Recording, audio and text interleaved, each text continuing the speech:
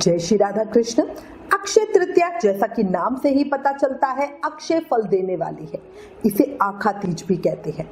भविष्य पुराण और मत्स्य पुराण के अनुसार इस तिथि को किए गए सभी कर्मों और उपवास का फल हमें अक्षय होकर मिलता है, इसीलिए इसका नाम अक्षय पड़ा।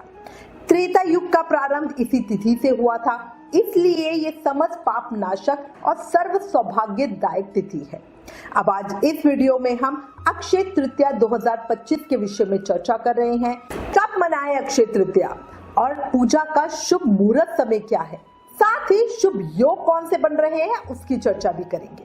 खरीदारी करने का शुभ मुहूर्त, क्या चीजें दान करें और चंदन यात्रा कब से कब तक है, बहुत सारी जानकारी एक ही वीडियो में मिलेगी, इसलिए प्लीज वीडियो लास्ट तक जरूर देखना। अगर चैनल पर नए हो तो जल्दी से चैनल सब्सक्राइब करना। आने वाले व्रत त्योहारों का रिमाइंडर अपने फोन पर पाने के लिए व्रत लिखकर 9821025751 पर व्हाट्सएप मैसेज करना। अब चर्चा शुरू करते हैं। वैशाख माह के शुक्ल पक्ष की तृतीया तिथि को अक्षय तृतीया का त्योहार मनाया जाता है, जो कि इस साल 30 अप्रैल 2025 दिन बुधवार को मनाई जाएगी। सनातन धर्म में अक्षय तृतीया को युगादि पर्व का दर्जा प्राप्त है। इस दिन जप तप दान और पूजा का अक्षय पुण्य फल मिलता है। इस बार ये पावन तिथि 30 अप्रैल बुधवार को मनाई जाएगी। तृतीया तिथि की शुरुआत 29 अप्रैल को शाम को 5:29 PM पे होगी और इस तिथि का समापन 30 अप्रैल की दोपहर 2:12 PM पे होगा। सूर्योदय में इसी के चलते अक्षय तृतीया 30 अप्रैल दिन बुधवार को मनाई जाएगी, लेकिन इस बार भगवान परशुराम का जन्म दिवस 29 अप्रैल को प्रथम याम व्यापनी तृतीया में मनाई जाएगी। इस दिन सूर्य मेष और चंद्रमा वृषभ राशि में रहेंगे। सर्वसिद्ध योग, रोहिणी नक्षत्र, शोभन योग, चतुर्थी युक्त तृतीया और बुधवार का संयोग इस दिन को बहुत विशेष बना रहा है। अक्षय तृतीया को भगवान परशुराम, हयग्रीव के प्राकट्य दिवस, मां गंगा के अवतरण दिवस और कृष्ण सुदामा मिलन की स्मृति में बहुत खुशहाली से मनाया जाता है। अच्छा, इस दिन गंगा स्नान और तीर्थ दर्शन करने से कई गुना पुण्य फल की प्राप्ति होती है। भविष्य पुराण के अनुसार सतयुग और त्रेता युग का प्रारंभ भी इसी तिथि से हुआ था। अच्छा, इसी के चलते ये इतनी महान और फलकारी तिथि है ना, इसीलिए इस दिन अबूझा साया होता है। अगर किसी को शादी करनी हो, गृह प्रवेश करना हो, कोई नया काम शुरू करना हो, कंस्ट्रक्शन का काम शुरू करना हो, नींव खोदनी हो, ऐसे कार्यों के लिए ये अबूझा मुहूर्त है और बहुत शुभ दिन है। अक्षय तृतीया के दिन सोना खरीदना बहुत शुभ होता है। इस दिन सोना खरीदने से शुभ फलों की प्राप्ति होती है, साथ ही घर में सुख समृद्धि और खुशहाली आती है। साधक पर मां लक्ष्मी की कृपा बरसती है। अक्षय तृतीया तिथि के दिन रोहिणी और मृगशिरा नक्षत्र का संयोग है, साथ ही गर्भ वाणिज्यकरण का निर्माण भी हो रहा है। इस योग में धन की देवी मां लक्ष्मी की पूजा करने से और सोना खरीदने से महाशुभ फलों की प्राप्ति होती है, साथ ही जीवन में व्याप्त सभी तरह के दुख और संकट दूर हो जाते हैं। वैशाख माह के शुक्ल पक्ष की तृतीया तिथि पर सोना खरीदने का जो शुभ समय है वो सुबह 5:41 से दोपहर में 2:12 तक है। देखो, आज के समय में सोना खरीदना इतना महंगा हो रहा है, अपने आप में एक बहुत बड़ी चीज है, ठीक है। और अगर हम इसको शुभ समय में खरीदे ताकि हमें शुभ फलों की प्राप्ति हो तो बहुत बहुत अच्छा रहता है। अच्छा, इसी के साथ पूजा के लिए जो शुभ समय है वो सुबह 5:41 से दोपहर में 2:18 तक है। साधक अपनी सुविधा के अनुसार पर धन की देवी मां लक्ष्मी की पूजा करके सोने की खरीदारी कर सकते हैं। अच्छा, इसके अलावा सोना, चांदी, वाहन, किसी को गाड़ी खरीदनी हो, जमीन खरीदनी हो, कपड़े खरीदने हो, फर्नीचर खरीदना हो, ये आप ले सकते हो। इसके अलावा आप सिंधा नमक, रुई, मिट्टी के दीपक या घड़ा भी खरीद सकते हो, बहुत बहुत अच्छा होता है।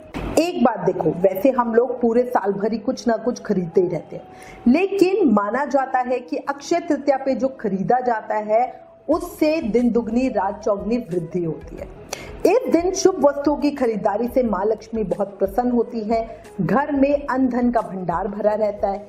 इस दिन सोने चांदी के गहने, बर्तन, संपत्ति, जमीन, प्लॉट, मकान या किसी भी तरह का इन्वेस्टमेंट आप करते हो तो उससे आपको लाभ ही लाभ मिलता है।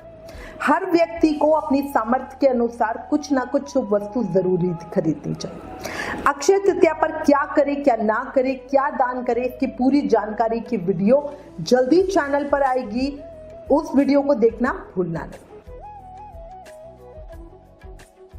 अक्षय तृतीया पे कई मंगलकारी शुभ योग भी बन रहे हैं।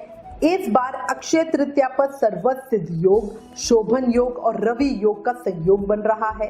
देखो, हमें पता ही है सर्वत सिद्ध योग किसी भी कार्य को सिद्ध करने में सहायक होता है, वहीं शोभन योग शुभता का संकेत देता है और रवि योग कार्यों में सफलता और समृद्धि देता है। इन तीनों योगों का एक साथ आना अक्षय तृतीया को बहुत ज्यादा फलदायक बना रहा है। मान्यता है कि ऐसे में अक्षय तृतीया के दिन कुछ विशेष उपाय करने से व्यक्ति को मां लक्ष्मी की कृपा सहज में ही मिल जाती है। अक्षय तृतीया की तिथि इस बार और भी ज्यादा खास है क्योंकि वैदिक ज्योतिष शास्त्र के अनुसार इस दिन गज केसरी योग, लक्ष्मी नारायण योग और मालवय राजयोग जैसे कई शुभ योगों का संयोग बन रहा है। इनमें सोना खरीदना दुर्लभ सर्वसिद्ध योग का संयोग बना रहा है। इस योग में मां लक्ष्मी की पूजा करने से सुख और सौभाग्य में वृद्धि होगी, साथ ही शुभ कामों में सिद्धि भी मिलेगी। सर्वसिद्ध योग पूरा दिन भर है। इसके साथ ही शोभन योग दोपहर में 12:02 तक है। वहीं रवि योग का निर्माण शाम को 4:18 से हो रहा है। रवि योग पूर्ण रात्रि तक रहेगा। पंचांग की बात करूं तो सूर्योदय सुबह 5:41 पर है, सूर्यास्त शाम को 6:56 पर है, चंद्रोदय का समय सुबह 7:22 है, चंद्र अस्त का समय रात को 10:14 है। ब्रह्म मुहूर्त की बात करूं तो सुबह 4:15 से 4:58 तक है। विजय मुहूर्त की बात करूं तो दोपहर में 2:31 से 3:24 तक है और गोधूली मुहूर्त की बात करूं तो शाम को 6:55 से 7:16 तक है। निश्चित काल की पूजा मुहूर्त की बात करूं तो रात को 11:57 से 12:40 तक है।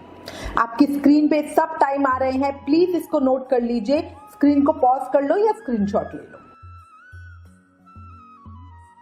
देखो, अक्षय तृतीया का दिन आपको समझ में आ गया कि बहुत फलकारी है, बहुत सारी चीजें इस दिन हुई है, इसीलिए ये अबूझा मुहूर्त है और इस दिन किए गए किसी भी कर्म का फल हमें कई गुना होके मिलता है।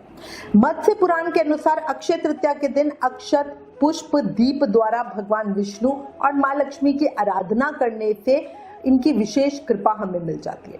इस दिन पवित्र नदियों में स्नान करके जल, अनाज, गन्ना, सत्तू, सुराही, हाथ से बने पंखे आदि का दान करने से विशेष फल मिलता है। अक्षय तृतीया का दिन हिंदू धर्म में बहुत महत्व रखता है। इसे दीपावली और धनतेरस की तरह बहुत शुभ माना गया है। शास्त्रों में तो इस तिथि को स्वयं सिद्ध मुहूर्त कहा गया है। अक्षय तृतीया पे खासकर मां लक्ष्मी और विष्णु जी की पूजा जरूर करना, भगवान का यथाविधि षोडशोपचार विधि से पूजन करना, पंचामृत से स्नान करवाना, सुगंधित फूल फल अर्पित करना, नैवेद्य से नर नारायण के निमित्त सेके हुए जौ और गेहूं का सत्तू, परशुराम जी के निमित्त कोमल ककड़ी और हयग्रीव जी के निमित्त भीगी हुई चने की दाल अर्पित करना। अब चर्चा करते हैं चंदन यात्रा की। तो देखो, चंदन यात्रा उत्सव अक्षय तृतीया से शुरू करके 21 दिन यानी 3 सप्ताह तक चलता है।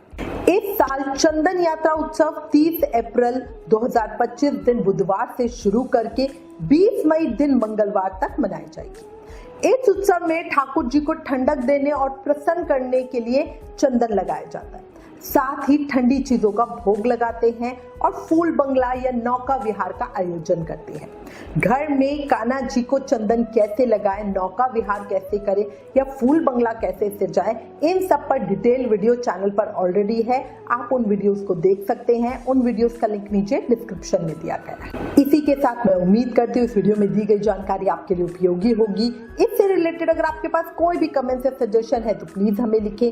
ज्ञान बांटने से बढ़ता है, इसलिए इस वीडियो को ज्यादा से ज्यादा शेयर करें। आप हमें फेसबुक और इंस्टाग्राम पे भी जरूर फॉलो करें। Please like, share and subscribe. Thank you. जय श्री राधा कृष्ण।